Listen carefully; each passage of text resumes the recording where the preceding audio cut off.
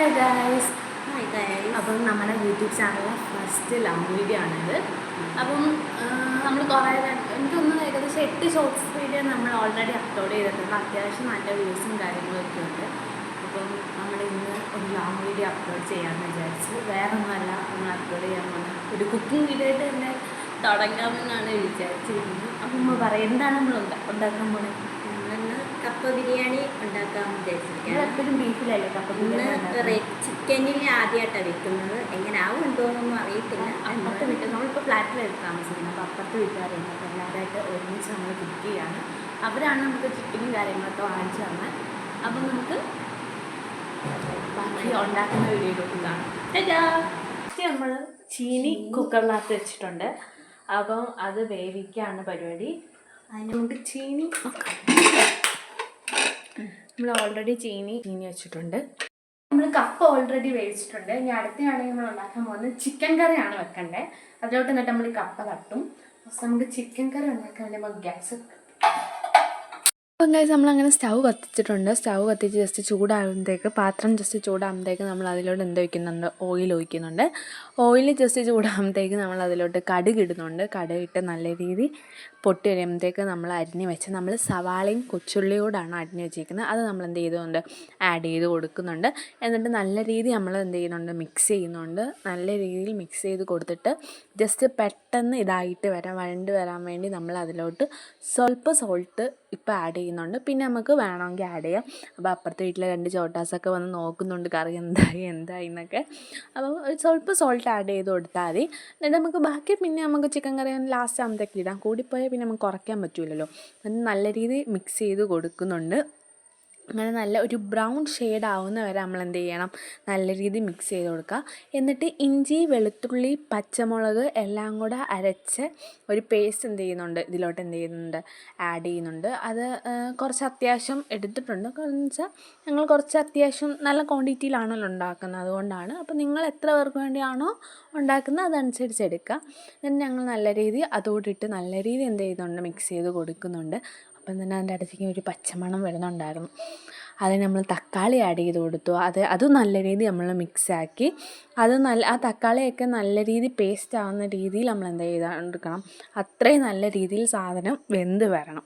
എന്നിട്ട് നമ്മൾ എന്ത് ചെയ്തു? ഒരു പാത്രം വെച്ച് അടച്ചു വെച്ചിട്ടുണ്ട്. ഞങ്ങൾ വീട്ടിലായിരുന്ന സമയത്ത് ഞങ്ങളിങ്ങനെ നമ്മൾ വീടിൻ്റെ അകത്ത് തന്നെയല്ലേ അങ്ങനെ കുക്ക് ചെയ്യാറ്, എല്ലാവരും കൂടെ കുക്ക് ചെയ്യാറൊന്നും ഇല്ലല്ലോ. അപ്പോൾ ഫ്ലാറ്റിൽ വന്ന ശേഷം അപ്പുറത്തുള്ളവർ ആയിട്ട് ഞങ്ങൾ ഭയങ്കര കമ്പനിയായി. അപ്പം എല്ലാവരും കുക്ക് ചെയ്തൊക്കെ കഴിക്കുമ്പോൾ ഒരു സന്തോഷം. ഇത് ഞങ്ങളെന്തോ രണ്ടാമത്തെ എട്ടാണ്ടാണെന്ന് തോന്നുന്നു. ഞങ്ങളിപ്പോൾ വന്നിട്ട് 1 മാസം ആവുന്നതേ ഉള്ളൂ ഇവിടെ. അതിൻ്റെ ഇടയ്ക്കൂടെ നമ്മൾ മഞ്ഞൾപ്പൊടി ആഡ് ചെയ്ത് കൊടുത്തിട്ടുണ്ട്. പിന്നെ ടേസ്റ്റിന് വേണ്ടി എരിവിന് വേണ്ടി നമ്മൾ കുരുമുളക് പൊടി ആഡ് ചെയ്ത് കൊടുത്തിട്ടുണ്ട്. എന്നിട്ട് നമ്മൾ നല്ല രീതിയിൽ എന്ത് ചെയ്യുന്നുണ്ട്? ഇളക്കുന്നുണ്ട്. എന്നിട്ട് അപ്പുറത്ത് നമ്മൾ ഓൾറെഡി ചീനി വേവിക്കാൻ വെച്ചിരുന്നതായിരുന്നു. അത് ഓൾറെഡി സെറ്റ് ആയിട്ടുണ്ട്. അപ്പുറത്താണെങ്കിൽ നമ്മൾ ചീനി ഓൾറെഡി അത് വെന്തിട്ടുണ്ട്. എന്നിട്ട് നമ്മൾ ആ മസാല ഇട്ട് ചിക്കൻ ഇട്ട് നല്ല രീതി മിക്സാക്കി നമ്മൾ കൊടുത്തിട്ടുണ്ട്. നല്ല രീതി മിക്സ് ചെയ്ത് ആ മസാലയൊക്കെ ചിക്കനിൽ പിടിക്കുന്ന രീതിയിൽ നമ്മൾ നല്ല രീതി മിക്സാക്കി കൊടുത്തിട്ടുണ്ട്. അപ്പം എന്നിട്ട് നമ്മൾ ജസ്റ്റ് അത് പാത്രം അടച്ച് നമ്മൾ വേവിക്കുക. നമ്മൾ വെള്ളമൊന്നും ഒഴിച്ചിട്ടില്ല. ഉമ്മ പറഞ്ഞു വേവുമ്പോൾ അതിൽ നിന്ന് വെള്ളം ഇറങ്ങുമെന്ന് പറഞ്ഞിട്ടുണ്ട്. അപ്പോൾ അപ്പുറത്ത് ചോട്ടാ സ്മൂത്ത് പിന്നെയും വന്ന് നോക്കി എന്തായി കറി എന്തായെന്ന് നോക്കിയിട്ടുണ്ട്.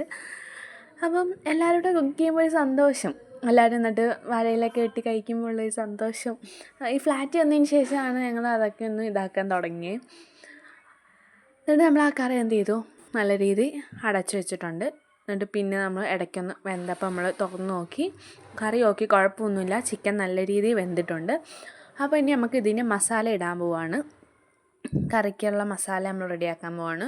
ഫസ്റ്റ് എണ്ണ ഒഴിക്കുക. എണ്ണ ഒഴിച്ചിട്ട് അതിലോട്ട് മഞ്ഞൾപ്പൊടി ഇടുക. നിങ്ങൾ എത്ര ആവശ്യത്തിനാണോ എടുക്കുന്നത് അതനുസരിച്ച് മഞ്ഞൾപ്പൊടി ഇടുക, മല്ലിപ്പൊടി ഇടുക, മുളക് പൊടി ഇടുക. എല്ലാം കൂടെ എണ്ണയ്ക്കകത്തിട്ട് എന്ത് ചെയ്യുക? നല്ല രീതിയിൽ പച്ചമണം മാറാൻ വേണ്ടി നല്ല രീതിയിൽ എന്ത് ചെയ്യുക? മിക്സ് ചെയ്ത് കൊടുക്കുക. അങ്ങനെ മിക്സ് ചെയ്ത് കൊടുക്കുക. അപ്പോൾ അപ്പുറത്തുള്ള ചേച്ചിയും കുട്ടികളെല്ലാം അവിടെ ഉണ്ട്. ഞങ്ങളങ്ങനെ സംസാരിച്ചുകൊണ്ടൊക്കെ ഇരിക്കുകയാണ് അവിടെ. അപ്പോൾ നല്ല രീതിയിൽ മിക്സ് ചെയ്ത് കൊടുക്കുക. അതെന്നിട്ട് എന്ത് ചെയ്യുക? നമ്മുടെ കറിക്കകത്തോട്ട് എന്ത് ചെയ്യുക? ആഡ് ചെയ്ത് കൊടുക്കുക. കറിക്കകത്തോട്ട് ആഡ് ചെയ്ത് കൊടുത്ത് നല്ല രീതി കറി ഇളക്കി കൊടുത്ത് ഇനി ഉപ്പൊക്കെ വേണമെങ്കിൽ നമ്മൾ എന്ത് ചെയ്യുക? നമ്മൾ ഓൾറെഡി കുറച്ച് ഉപ്പല്ലേ ഇട്ട് കൊടുത്തോളൂ.